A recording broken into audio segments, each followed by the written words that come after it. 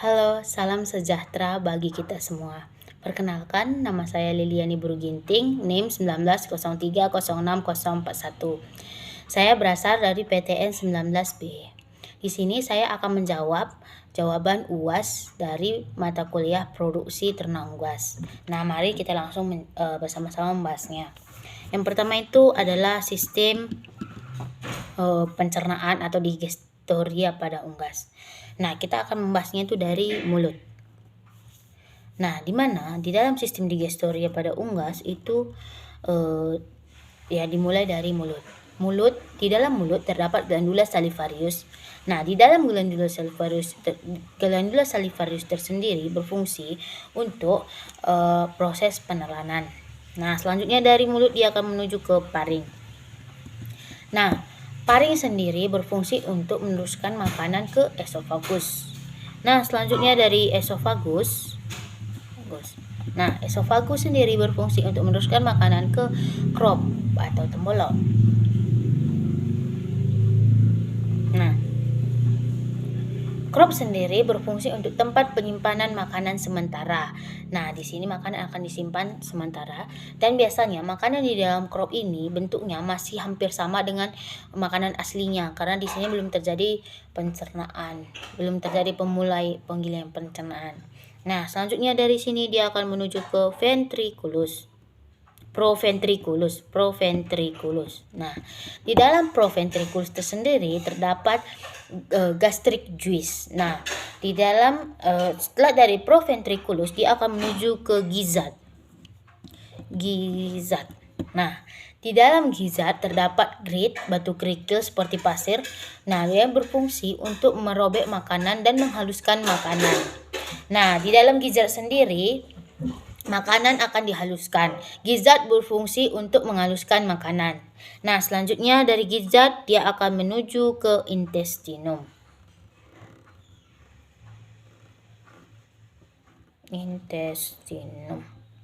Nah, intestinum sendiri terbagi menjadi dua, yaitu intestinum tenue dan intestinum crassum. Nah, intestinum tenue sendiri terbagi menjadi tiga, yaitu duodenum, jejunum, dan ileum. Nah, duodenum dan jejunum sangat mudah dibedakan karena warnanya juga berbeda, di mana warna duodenum lebih gelap. Nah, fungsi dari duodenum dan jejunum itu sama, yaitu menyerap air, mineral, dan vitamin dari makanan. Nah, selanjutnya itu adalah ileum. Nah, ileum dan jejunum sendiri sulit dibedakan karena mereka memiliki bentuk dan warna yang hampir sama. Tetapi untuk membedakan ileum dan jejunum itu dapat dilihat ada garis sekat yang warna putih jika kita membelah ayam. Nah, fungsi dari ileum sendiri adalah meneruskan makanan, sisa-sisa hasil penyerapan makanan dibawa ke dalam seka. Nah, selanjutnya kita itu akan menuju ke seka. Seka ini dia berbentuk seperti dua garis atau dua pita. Nah, biasanya seka sendiri dia itu berisi makanan yang sudah halus dan sudah dilembutkan, dan fungsi seka sendiri belum dapat ditemukan secara jelas. Nah, selanjutnya dari seka dia akan menuju ke rektum. Rektum merupakan tempat menyerap air. Nah, selain itu, di dalam rektum terdapat juga bakteri. Nah, selanjutnya kita akan menuju ke kolon.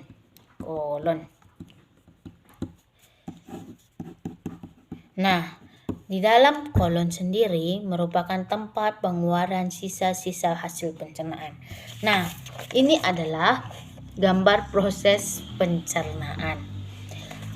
Proses digestoria atau proses pencernaan pada ayam atau unggas.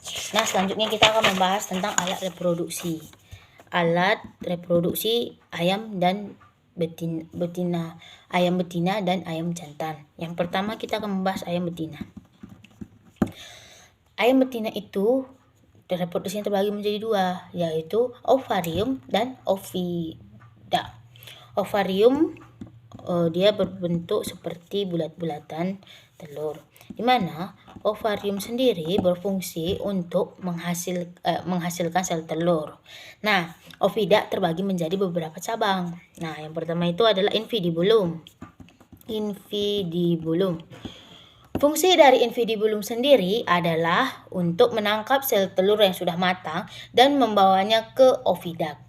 Nah, selanjutnya dari infundibulum dia akan menuju ke isthmus. Dia akan menuju ke magnum.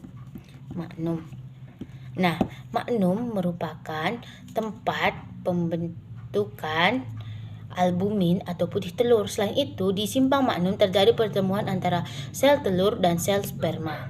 Nah, selanjutnya kita akan masuk ke isthmus. Isthmus sendiri merupakan tempat pembentukan selaput kerabang telur. Nah, selanjutnya kita akan menuju ke setelah isthmus kita akan menuju ke uterus. Nah, uterus sendiri berfungsi untuk proses pembentukan kerabang. Nah, di mana di uterus akan terjadi pembentukan kerabang. Dan pada proses pencernaan betina, di uterus ini adalah tempat proses yang paling lama karena dia membentuk kerabang. Nah, selanjutnya kita akan menuju ke vagina. Vagina sendiri merupakan tempat penyimpanan telur sebelum telur tersebut dikeluarkan. Nah, jadi di vagina ini telurnya sudah menjadi telur. Nah, selanjutnya itu kita akan menuju ke kloaka. Kloaka merupakan tempat mengeluarkan telur. Nah, selanjutnya kita akan membahas, ini adalah organ reproduksi pada ayam betina. Nah, selanjutnya kita akan membahas organ reproduksi pada ayam jantan. Nah, ayam jantan itu ada 4 bagiannya. Yang pertama itu adalah testis. Testis sendiri merupakan tempat penyimpanan dan pembentukan sperma. Nah, selanjutnya itu epididymis. Epididymis itu berfungsi untuk mengeluarkan sperma. Ya. Selanjutnya itu adalah ductus deferens. Ductus deferens sendiri berfungsi untuk menyalurkan sperma ke kloaka. Nah, kloaka terakhir itu adalah kloaka. Kloaka merupakan tempat pengeluaran sperma. Nah, ini adalah alat kelamin jantan. Nah, selanjutnya kita akan membahas tentang proses pembentukan telur. Nah, proses pembentukan telur itu terjadi pada ayam betina. Nah, ayam betina memiliki 2 alat reproduksi. Yang pertama itu ovarium dan oviduct. Ovarium sendiri berfungsi untuk menghasilkan sel telur. Nah, selanjutnya itu oviduct terbagi menjadi beberapa bagian. Yang pertama itu oviduct terbagi menjadi infundibulum.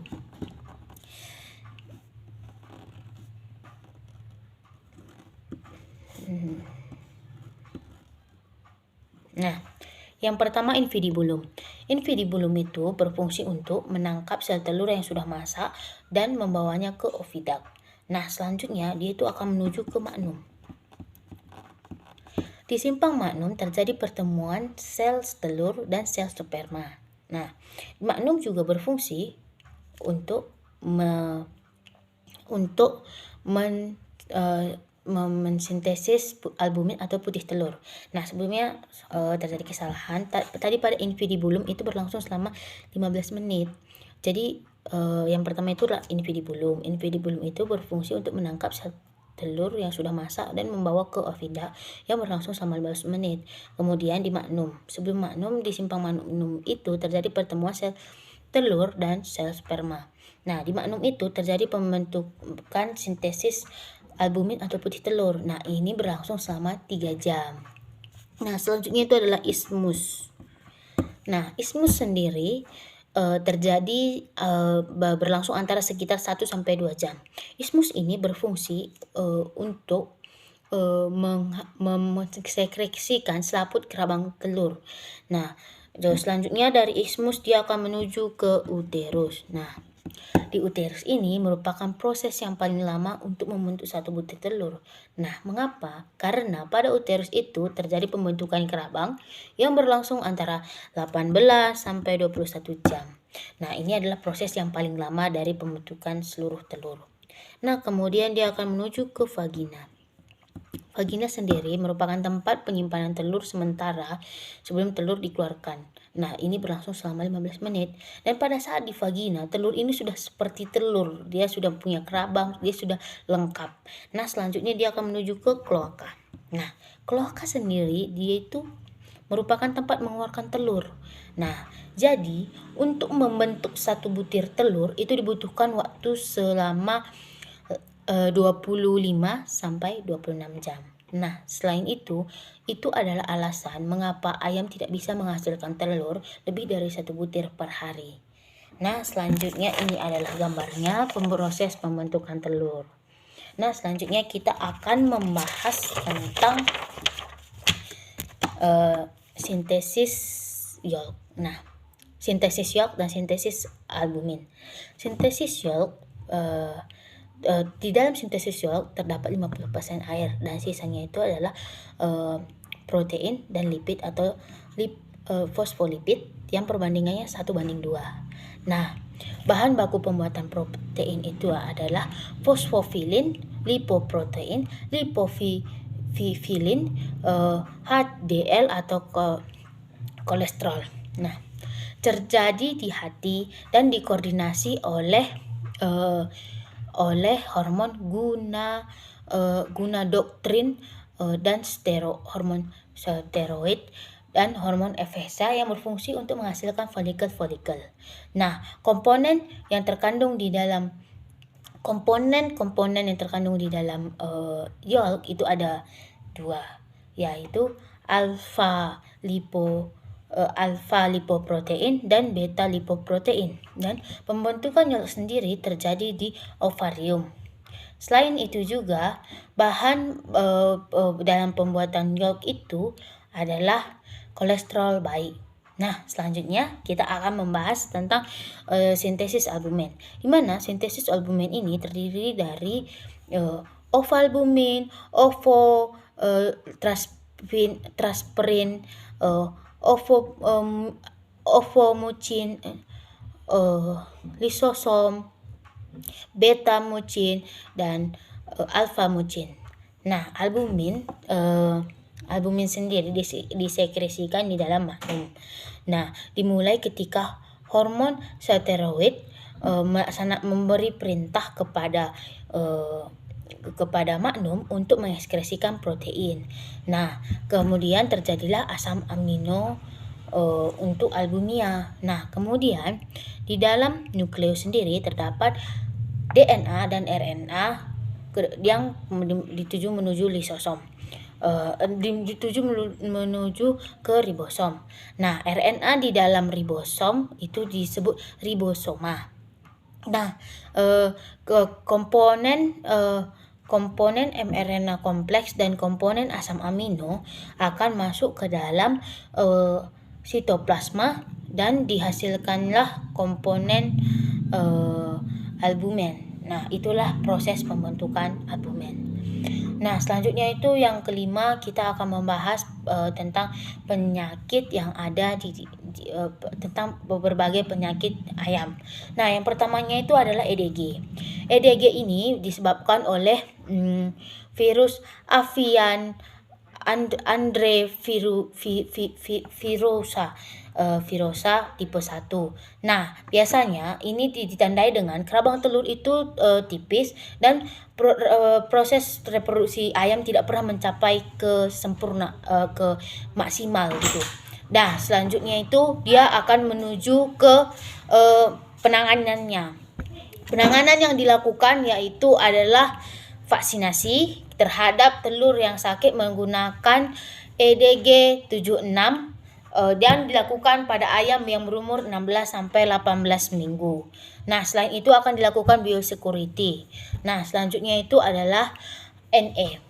NE sendiri biasanya disebabkan oleh bakteri Clostridium Clostridium. Nah, Clostridium yang tanda-tandanya atau gejalanya itu adalah dia berak kecoklatan atau berak darah, lemas, diare, banyak minum dan lemas. Nah, cara penanganannya itu adalah menggunakan amoxicillin. Nah, selanjutnya itu kita akan membahas tentang leucitozonosis yang disebabkan oleh bakteri leukozonosis zone SP. Nah, biasanya tanda-tandanya itu dengan berak hijau, warna hijau, diare, muntah darah, lemas, depresi, lesu. Nah, itu adalah tanda-tandanya. Dan penanganannya itu dengan pemberian penyemprotan disinfektan. Nah, bisa juga dilakukan dengan biosecurity dan di sekitar kandang itu tidak ada genang-genangan air atau rumput-rumput, buang-buangan rumput di sekitar kandang. Nah, selanjutnya itu adalah terakhir mycotoxinosis. Nah, mycotoxinosis ini biasanya disebabkan oleh jamur mitoksin. Nah, ciri-cirinya itu warna kulit ayam itu berwarna biru dan ayam itu terlihat lemas, lesu. Nah, selain itu penanganannya dilakukan dengan fumigration. Nah, demikianlah jawaban UTS dari saya. Lebih kurangnya saya mohon maaf. Terima kasih.